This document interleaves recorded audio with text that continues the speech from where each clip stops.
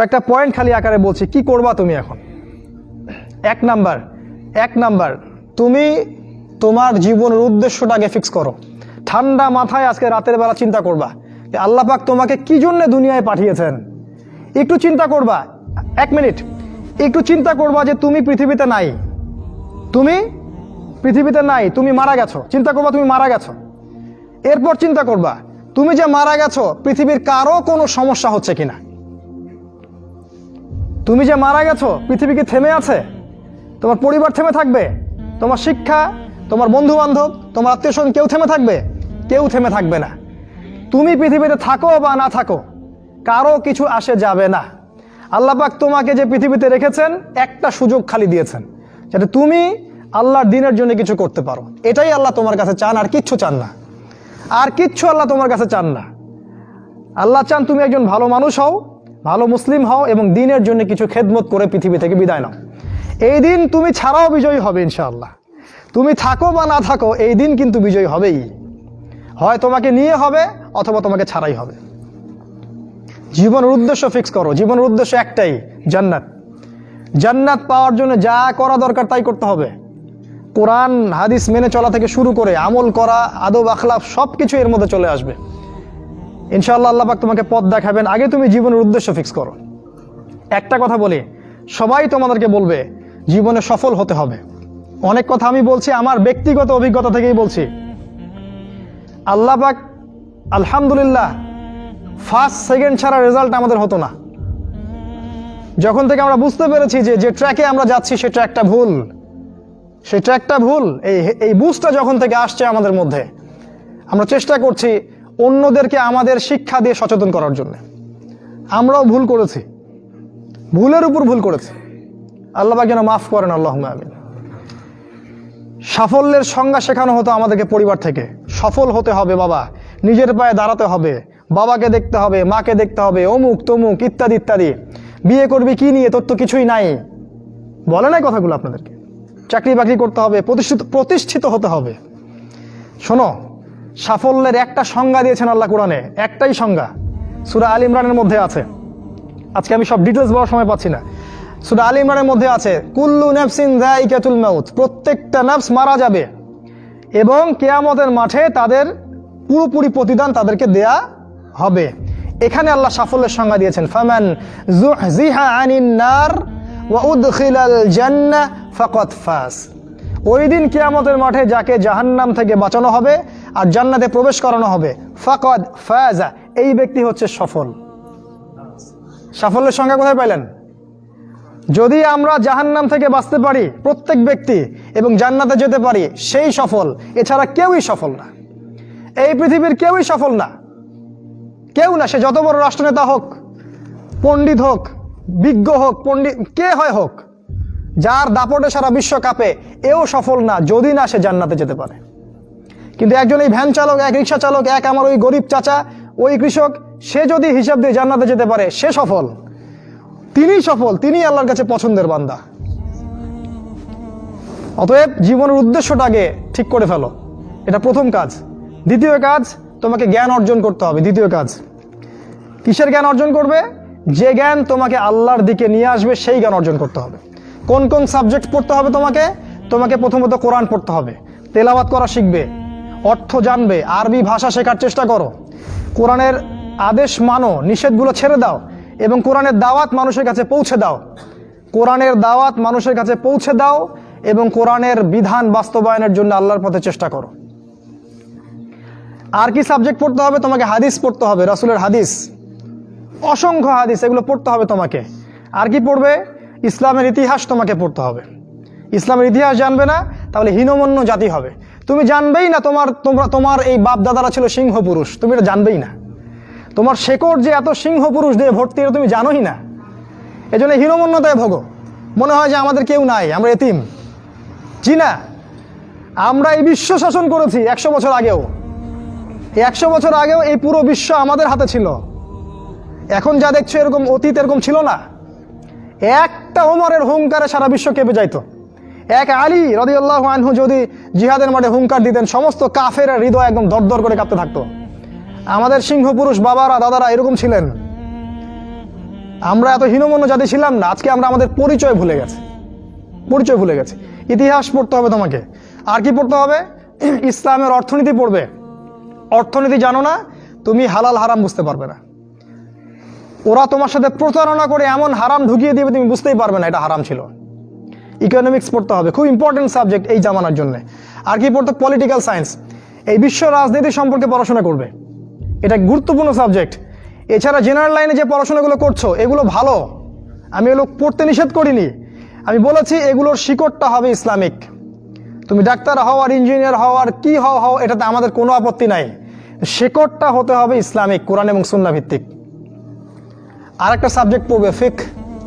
ফিকহ যদি না পড়ো তাহলে কি হবে জানো? তাহলে নফল মোস্তাহাব আমলগুলো নিয়ে মারামারি কাটাকাটি করে ফরজ ঐক্য নষ্ট করে ফেলবা।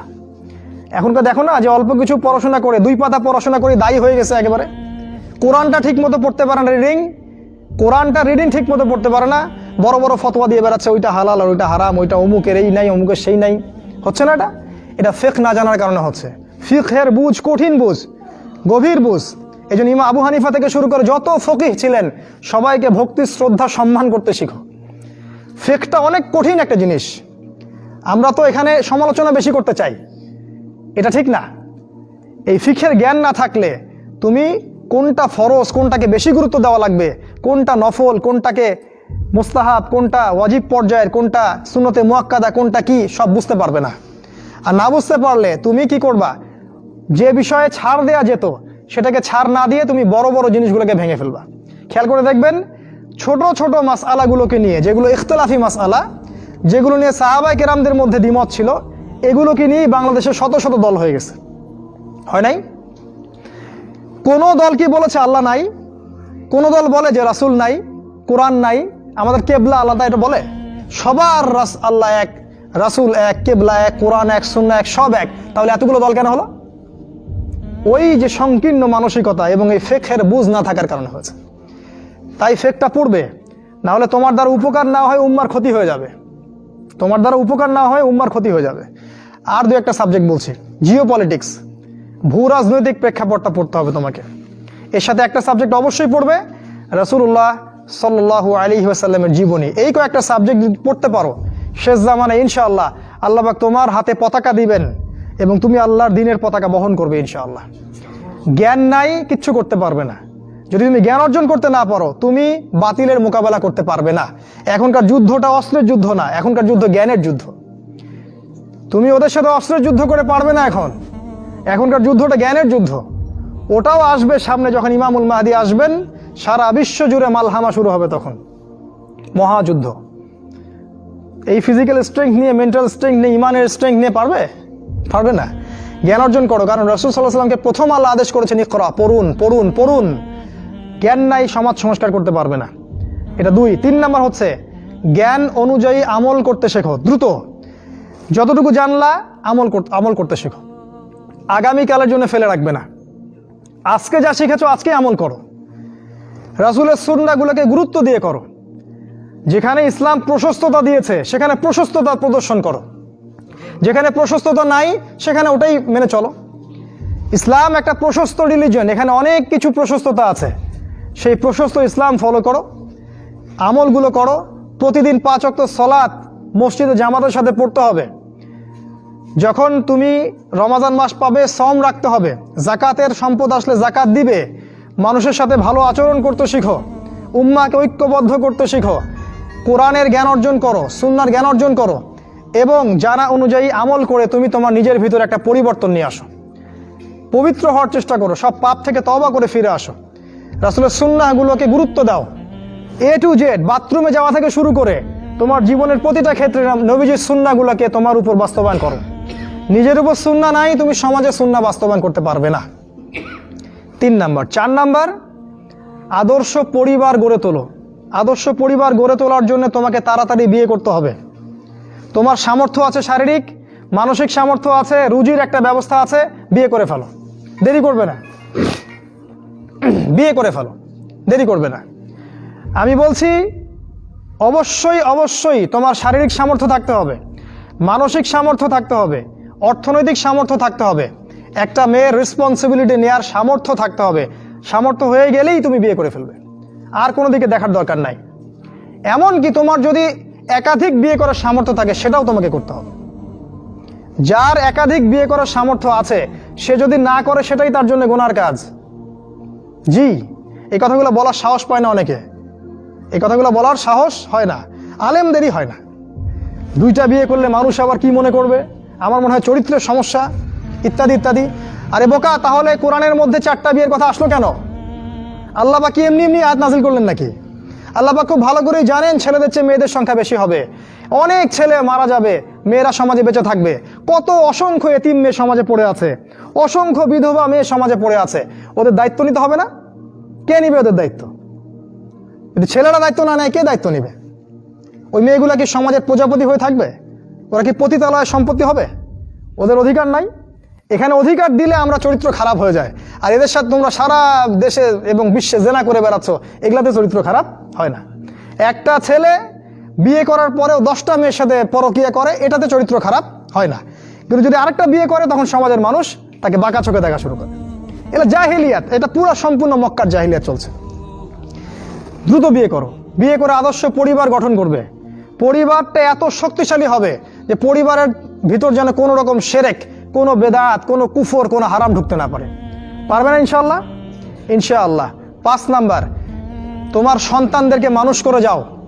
কালকে তুমি থাকবে না, তোমার সন্তানরা বেঁচে থাকবে। এক একটা সন্তান, এই যে বাচ্চাগুলোকে এমনভাবে বড় করতে হবে যাতে এরা আগামী দিনের ওমর হয়, আগামী দিনের হামজা হয়, আগামী দিনের খালিদ বিন ওয়ালিদ রাদিয়াল্লাহু আনহু হতে পারে ইনশাআল্লাহ। নিজে কি করেছি, সারা জীবন বৃথা চলে গেল। নিজের সাথে যা হয়েছে হয়েছে, বাচ্চাদের সাথে আর রিস্ক নিবেন না। বাচ্চাদেরকে ধ্বংস করবেন না আল্লাহর ওয়াস্তে। ওদেরকে আল্লাহর পথে দিয়ে দিন, দিন শেখান, কোরআন শেখান, হাদিস শেখান, ডিনামাইট করে গড়ে তোলেন। 7 নাম্বার, হালাল রিজিক অন্বেষণ করো তোমরা। রিজিকটা যত ছোট পেশা হোক না কেন, যদি হালাল হয় অবশ্যই সেটাই উত্তম। আর যত বড় পেশা হোক না কেন, যদি হারাম হয় সেটা তোমার জন্য জাহান্নামে যাওয়ার কারণ হবে। অনেক বড় পদ আছে কিন্তু সেখানে ঘুষ আছে, সুদ আছে, প্রতারণা আছে, সেখানে যাবে না। আল্লাহর ওয়াস্তে সেখান থেকে দূরে থাকো। আর তুমি যদি কৃষক হয়ে থাকো, তোমার রুজির মধ্যে হালাল থাকে, তুমি কৃষিকাজ করেই সংসার চালাও, কোনো সমস্যা নেই ভাই, কোনো সমস্যা নাই। লজ্জার কিছু নাই, অপমানের কিচ্ছু নাই। তুমি আল্লাহর কাছে প্রিয় বান্দা। আল্লাহ পাক বলেছেন, ইন্নাল্লাহা তাইয়্যিব লা ইকবালু ইল্লা তাইয়্যিব। আল্লাহ পাক পবিত্র, পবিত্র রিজিক ছাড়া তিনি গ্রহণ করেন না। সারা জীবনের ইবাদত কবুল হবে না যদি আপনার রিজিকের মধ্যে হারাম থাকে। কিচ্ছু করার নাই, নবীর কথা পাল্টাতে পারবেন না। সারা জীবন সুদ ঘুষ খেয়ে বছর বছর হজ উমরা করবেন আর হাদিস সাহেব লকব লাগাবেন, ওইসব করে লাভ নাই আল্লাহর কাছে, কোনো লাভ নাই। ওইরকম হজ আবু জেহেলও করতো, আবু জেহেল হজ করতো এরকম। ওইসব হজ উমরা আল্লাহ পাকের কাছে দেখায় লাভ নাই। রিজিক হতে হবে পিওর, পরিশুদ্ধ, যেটা খুব ডিফিকাল্ট। এই জন্য আপনাকে নাসিহা করছি, কৃষিভিত্তিক অর্থনীতির দিকে চলে আসেন। কৃষিভিত্তিক অর্থনীতি, এটা আপনার জন্য ভালো হবে ইনশাআল্লাহ। আর ব্যবসা ভিত্তিক, কটা বললাম? 7, 8 আর 2-3টা বলে শেষ করছি। 8 নাম্বার হচ্ছে শারীরিকভাবে শক্তিশালী থাকতে হবে। এর জন্য আপনাকে নিয়মিত ব্যায়াম করতে হবে, নিয়মিত ফিজিক্যাল এক্সারসাইজ বলেন, জিম বলেন, অন্যান্য যে বিষয়গুলো আছে এগুলো আপনাকে করতে হবে। যে খাবারগুলো আপনি খাবেন, প্রত্যেকটা খাবার বিশুদ্ধ কিনা অবশ্যই পরীক্ষা করে খাবেন। এমন কোনো খাবার খাবেন না যে খাবার প্রস্তুত করেছে ওরা, অর্থাৎ ওরা, বুঝতে পারছেন কারা? কারণ ওদের খাবারের মধ্যে এমন কিছু থাকে যেটা আপনাকে আস্তে আস্তে আস্তে আস্তে ধ্বংস করে দিবে। এত ক্যান্সারের রোগী আগে ছিল, এত ডায়াবেটিসের রোগী আগে ছিল, এই যে প্রেশার, হাবি জাবি, স্ট্রোক এগুলো আগে ছিল না। এগুলো রোগ আগে ছিল না। বিগত এই 50 বছরে দেখবেন এমন এমন সব রোগ এত বেশি বেশি করে বাসা বেঁধেছে যে আমাদের প্রজন্মের পর প্রজন্ম ধুকে ধুকে মারা যাচ্ছে এখন। অতএব খাবারের ব্যাপারে সচেতন থাকবেন। এমন খাবার গ্রহণ করবেন না যে খাবারটা বিশুদ্ধ না, যে খাবারটা ম্যানুফ্যাকচার, সেটা গ্রহণ করবেন না। মানে মানুষ ওই কলকারখানায় তৈরি করেছে এমন খাবার খাবার খাবেন না। নিজে খাবার উৎপাদন করে খান, নিজে চাষ করে খান, খাঁটি জিনিস খুঁজে খুঁজে খাবেন। আল্লাহর ওয়াস্তে এটা নসিহা করছে এই কারণে, আপনি প্রচণ্ড অসুস্থ হয়ে যাবেন যদি আপনি ওদের খাবার খান। আজকে বুঝতে পারবেন না, যখন হবেন তখন আমার কথা বুঝতে পারবেন। এটা কত বলো? 8, 9 নাম্বার, মুসলিম উম্মাহ, আর দুটো বলে শেষ করি। 9 নম্বর হচ্ছে মুসলিম উম্মার মাঝে এই যে বিভক্তি চলছে, আপনি বিভক্তিটাকে দূর করে একটা জায়গায় নিয়ে আসার চেষ্টা করেন। কিভাবে করবেন? নতুন একটা দল খুলতে হবে না। আপনি যদি একটা প্রতিষ্ঠান করে থাকেন, একটা ফাউন্ডেশন করে থাকেন, একটা সংগঠন করে থাকেন, যেটাই করে থাকেন, আপনি যদি এতটুকু নসিহা গ্রহণ করেন যে হ্যাঁ, এই শতদা বিভক্ত এই উম্মার প্রত্যেকেই আমার ভাই, সে যে মাযহাবই হোক আর যে তরিকাই হোক, সে আমার ভাই, সেও মুসলিম, আমিও মুসলিম, তার সাথে আমার কিছু বিষয়ে হয়তো দ্বিমত আছে, কিন্তু এই না, তার মানে এই না যে সে কাফের আর আমি মুশরিক, সে কাফের আর আমি মুসলিম, এমন নয়। প্রত্যেকেই আমার ভাই। প্রত্যেকটা দলের মধ্যে যদি ভালো ভালো কিছু পান, সেই ভালোটুকু আপনি গ্রহণ করেন। আপনি দেখবেন প্রতিটা দলের মধ্যেই ভালো না কিছু আছে, আছে না? নাকি নাই, সবই খারাপ? প্রত্যেকটা ইসলামপন্থী দলের মধ্যেই ভালো কিছু না কিছু অবশ্যই আছে। সেই ভালোটাকে আপনি নিয়ে নেন, ব্যাস হয়ে গেল। আর প্রতিটা ইসলামপন্থী দলের মধ্যে দেখবেন কিছু না কিছু বিতর্কিত বিষয় আছেই। নাকি সব 100% পারফেক্ট? আছেই। ওগুলোকে আপনি ছেড়ে দেন, দিয়ে আপনি সবাইকে নিয়ে বসার চেষ্টা করেন। যেটাই করবেন সবাইকে নিয়ে করার চেষ্টা করেন। হ্যাঁ, এখানে মতবিরোধপূর্ণ যে মাসআলাগুলো আছে, এখানে আপনি উদারতা প্রদর্শন করুন। ফিকহের ব্যাপারে উদারতা প্রদর্শন করুন, আকীদার ব্যাপারে আপনি স্ট্রং থাকেন, ব্যাস। এভাবে আপনি উম্মার মধ্যে একটা ঐক্য আনতে পারবেন ইনশাআল্লাহ। আর এই উম্মার ঐক্য যদি না থাকে, তাহলে আগামী দিনগুলোতে এই উম্মাকে বাঁচাতে পারবে না কেউ না। এই উম্মার ঐক্য যদি ধ্বংস হয়ে যায়, যেটা হয়ে গেছে প্রায়, এই অবস্থা যদি চলতে থাকে আগামী 10 বছর, এই উম্মার ধ্বংস কেউ ঠেকাতে পারবে না, ইল্লা মাশা আল্লাহ। খুবই কনসিয়াস থাকেন, এটা ফরজ জিনিস। ওয়া'তাসিমু বিহাবলিল্লাহি জামিআ, আল্লাহ পাক বলেছেন আল্লাহর রজ্জু একসাথে শক্ত করে ধরো, এটা আল্লাহর আদেশ। আর যেটা আল্লাহর আদেশ সেটা ফরজ। আপনার জোরে আমিন বলা ফরজ নয়, পায়ে পা লাগানো ফরজ নয়, রফুল ইয়াদাইন করা ফরজ নয়, আপনারা যে আরো জিকিরের তরিকাগুলো বের করেছেন এগুলো ফরজ নয়। এগুলো গুরুত্বপূর্ণ হতে পারে, সুন্নাহ, ফরজ নয়। ওয়া'তাসিমু এটা ফরজ। আল্লাহর রজ্জু সব শক্ত করে একসাথে ধরে থাকো, এটা ফরজ। আপনি ফরজটাকে ছেড়ে দিয়ে সুন্নাহ ধরতে পারেন না। যদি ধরেন তাহলে আপনি আপনার নির্বোধ, আপনি বোঝেন না যে কোনটাকে বেশি গুরুত্ব দিতে হবে। অতএব উম্মার ঐক্যের জন্য কাজ করুন। যারা ঐক্যের জন্য কাজ করছে ওদেরকে সহযোগিতা করুন। আপনার সময় থাকলে সময় দেন, মেধা থাকলে মেধা দেন, অর্থ থাকলে অর্থ দেন, অথবা দোয়া করে সহযোগিতা করুন। যেভাবে পারেন আপনি তাদেরকে সহযোগিতা করুন। লাস্ট আরেকটা হচ্ছে, আপনাকে আল্লাহ পাক যে সময়টুকু দিয়েছেন এই যৌবনের, এই দুনিয়ার জীবনের, আল্লাহর দ্বীনের দাওয়াত আপনি প্রচার করেন। আপনার মধ্যে যতটুকু এলেম কালাম আছে, বাল্লিগু আন্নি ওয়ালাউ আয়া, একটা আয়াতও যদি জানো আমার পক্ষ থেকে, প্রচার করে দাও। প্রতিটা দিন আপনি আল্লাহর পথে দাওয়াতের জন্য নেমে পড়েন। ফুল টাইম দায়ী হতে বলছি না আমি, পার্ট টাইম দায়ী হয়ে যান।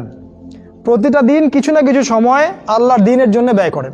মসজিদে বসেন, তালিম করেন, লোকজনকে নামাজের দিকে ডাকেন, আল্লাহর পথে সময় দেন।